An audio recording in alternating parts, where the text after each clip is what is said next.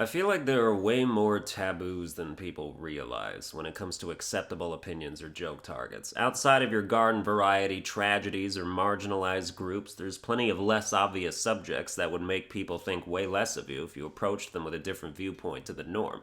Before that, there's definitely a huge difference between acceptable jokes and acceptable opinions. Because with jokes, you say whatever you want, and it's like, oh, but he's joking, so it's okay. But if you state an opinion that's in line with that joke minus the joke element, all of a sudden you're a demon. Which is fair to a point. I mean, racist jokes versus racist actions deserve extremely different reactions, probably. Anyway, I'm building this background because I'm going to float out a viewpoint people aren't going to like, but I'm going to do it anyway because it's honest and I apparently need more avenues for harsh viewer criticism.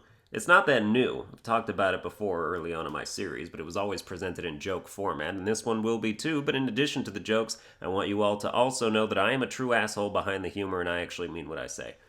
I don't care if people around me or that I talk to are depressed. Doesn't resonate with me. Doesn't elicit sympathy from me. If you have a deep inner struggle in trying to find meaning in a wretched life, it's got nothing to do with me. I don't want to be an unpaid therapist for your dissatisfactory existence. Even if you paid me, after 5 minutes, I'd still probably be like, alright, well that's the full hour. Looks like our time is up. Same time next week? I think a lot of people probably even agree with this. Not all, probably not even most. But it can't just be me. But even if you do, it's never something you say to anyone, or immortalize on the internet so 10 years from now it can be dug up as a reason for you to not deserve a lucrative opportunity in the entertainment industry. God knows my channel is already full of time capsules for future cancellation efforts and smear campaigns. I make it easy.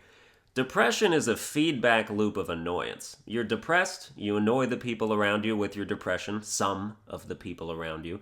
You sense they're annoyed, you sense you're why they're annoyed. Your depression gets worse because you can palpably see yourself having a negative impact on people around you. You can't stop yourself from being more annoying as a result, and there's only so far down that hole you can go. By the way, when I say you, I mean others. You're fine. You're the exception if you need that. I'm not talking directly to anyone. I'm not responsible for anyone's worsened mood after feeling targeted. Also, I'm sure all your friends are the type that thrive on throwing themselves at the mercy of your disposition with every interaction, and you're just heartily feeding their savior complex while they thank you for it. Operate on that assumption as needed to help stave off dark urges. I'm going to keep talking what I'm talking about, knowing my audience is strictly voluntary. Pro tip: don't bring up your depression in conversation constantly. It's a fucking bummer. And God forbid you talk about that one time you tried to off yourself, because I don't walk on eggshells around shit like that, and you don't want to go as far as I now want to go in that conversation. I'm about to get details and offer suggestions. Especially if it's like a group chat community situation and we're basically strangers. Dude, strangers will talk to strangers about the most personal garbage like it's nothing. Forums and Discord servers, small community things like that, are filled to the brim with strangers begging other strangers to carry their emotional burdens. If they accept, that's one thing. If you've agreed to share your apparent suffering with one another in a shroud of anonymity, then cool, have at it. But I've been in situations where we're making it clear to someone that we don't want to hear about this shit and they just can't help themselves. Know your audience. This is where most people, I'm sure, would advocate compassion and empathy for outcast tweens that can't read a room pulling back on their constant babbling about nothing because silence is an invitation for the bad thoughts to return, but I struggle to muster any. Like I said, I'm an asshole or whatever. It's just an aspect of humanity I don't have any special consideration for. Some people don't care about disabled people, some don't care about fat people, some don't care about sick people, and even if you do, you barely think about them. What do you wake up every morning sad because you remember mesothelioma exists? You go to bed every night with a tear in your eye like, damn, we still need to save the whales. I don't really care about whales. Save the whales? How about let the whales save themselves? Oh, they can't? Well, it's still not my thing. Depression is not my thing. It exists, it's a problem, not necessarily my problem. Schizophrenia is also not my problem, for the record. Also, scoliosis is something I routinely don't think about, and heart disease kills 610,000 Americans every year without me giving too much of a shit. Some people just don't have a chance, I think. Depression was always a natural conclusion to their overall personality and usefulness, partially as a result of the social conditions they grew up in. Depression affects tons of people it shouldn't, though, and maybe doesn't affect some it should. But you ever know someone with depression and wonder what they'd be like without it, and then think about it, and then go, nah, depression kind of suits them. Some people's faces weren't meant to have beards, and some people's inner essence wasn't meant to avoid a cloud of persistent despair. It's like Jim Gaffigan's joke, where it's like, you ever know someone who used to be fat but then got really thin, and you're like, you looked better fat.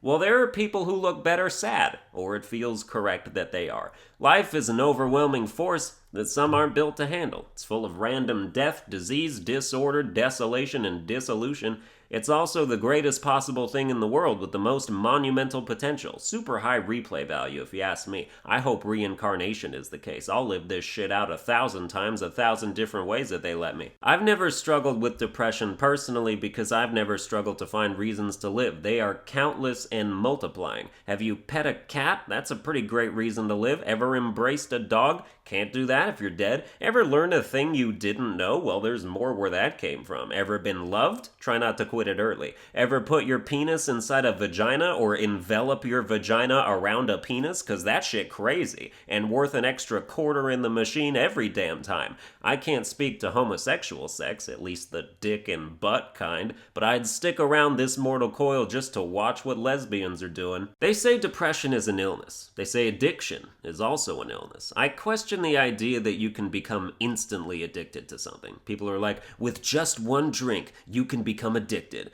Did the people who all had just one drink become addicted instantly, or did they just like it enough to repeat themselves for a while, and then eventually the curse slowly fell upon them? Is it only an addiction if it has adverse health effects? Tons of people can't leave their house without their morning cup of coffee. Where are those treatment centers? Is that not an addiction? If you don't have your coffee, you're apparently grumpy and irritable the rest of the day. Not a terrific side effect of withdrawal. Where is the line drawn? This isn't a defense against alcoholism. Depression is an addiction of sorts, is it not? You can't curb the negative thoughts and impulses. A sense of worthlessness is injected into your forearm on a daily basis and spreads throughout your entire body. If depression is an addiction, and addiction is an illness, and illnesses are not your fault, how much responsibility should you take anyway? Surely at least partial. One of the main tenets of leadership is the ability to take responsibility for things that aren't even necessarily your fault, to acknowledge what you could have done better. Illnesses are things that are managed. You manage your illness just like you'd manage a group of employees, learn their intricacies, and minimize their potential damage. Cancer is an illness. But if you got lung cancer after smoking a pack a day for 30 years, it would be pretty disingenuous to call yourself a victim without taking some responsibility for the habits that led you there.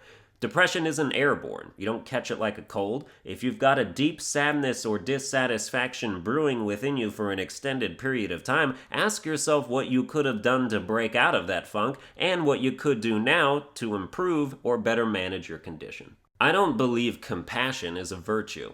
I think it's a tool. Compassion is a screwdriver, but some problems are nails. Compassion should be one of many tools in your belt. It's a single Batman gadget among many, and there are situations in which using it will make things worse. Maybe it'll enable people to take advantage of you and walk all over you. Maybe it'll just exacerbate the issue. A lot of people treat sufferers of depression like porcelain dolls, like one wrong move or recklessly constructed sentence will break them. I don't think they're that fragile, and treating them like they're always 5 seconds away from a bottle of pills or a razor blade can't be good for anyone's psyche. However, if they are mentally 5 seconds away from a bottle of pills, I don't feel much of an inclination to stop them. Where is it my place to tell you not to kill yourself? I won't tell you to kill yourself either, at least out loud, but if someone told me they were gonna kill themselves, I'd be like, okay, should I make other plans for tomorrow then? Nature takes its course with or without my consent. If I think they're overblowing their situation and are making a big mistake, all I can do is recommend Jordan Peterson videos, and if that doesn't help, then adios, amigo. See you once a year at Dia de los Muertos. Just leave a framed picture of yourself behind. Coco is a great movie. There's not really a conclusion to be made here, but I've exhausted my current thoughts on the subject, so that's going to do it for this episode. Hope you enjoyed it. If you did, you can like, share, and subscribe. Follow me on Twitter at Sunburned Albino, and I'll see you guys next time.